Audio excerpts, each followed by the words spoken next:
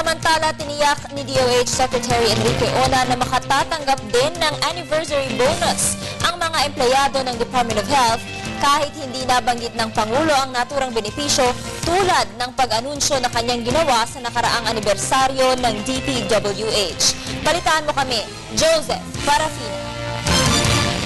Nakatakda ring tumanggap ng anniversary bonus sa mga kawani ng Department of Health kahit na ito binanggit ng Pangulo Aquino sa kanyang pagsalita sa ika-115 anibersaryo ng kagawaran.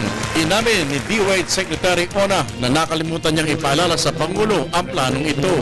Talaga namang on an anniversary, meron na rin kaming talagang so-called bonus na maibibigay niyan. Now, yun lamang ay siguro hindi ko na i-remind sa President kasi naman talagang merong mabibigay kami doon. Hindi ko pa I cannot promise it yet. Pag-uusapan pa namin. Hindi natunay ibang mga nakalinyang pasanayaan ng Pangulo dahil sa mga ilang requirements na di pa naayos ng DOH. Siniguro ng kalihim na paigtingin pa nila mula ngayon ang pagsayos ng mga government hospitals, ang pamunuan nito, at kung paano madaling may pagkakalob ng mga agaran tulong sa mga LGUs pagdating sa usapang pangkalusugan. We want to improve the governance ng ating mga Department of Health Hospital. Yung reform in the governance. No? Second is kami ay nahirapan ng husto na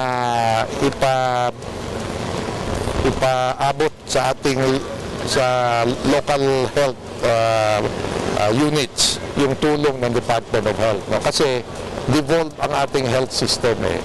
Sa nasabing okasyon, pinasalamatan ng kalihim ang todo-todong suportang pinagkakalob sa kanilang tanggapan ng Pangulong Aquino. Ilan sa kanilang mga pagbabagong na ipatupad na ay ang pagpapasabatas ng Alcohol and Tobacco Excise Tax Reform Act, Responsible Parenthood and Reproductive Health Act at ang National Health Insurance Act of 2013. Para sa Telebisyon ng Bayan, Joseph Parafina.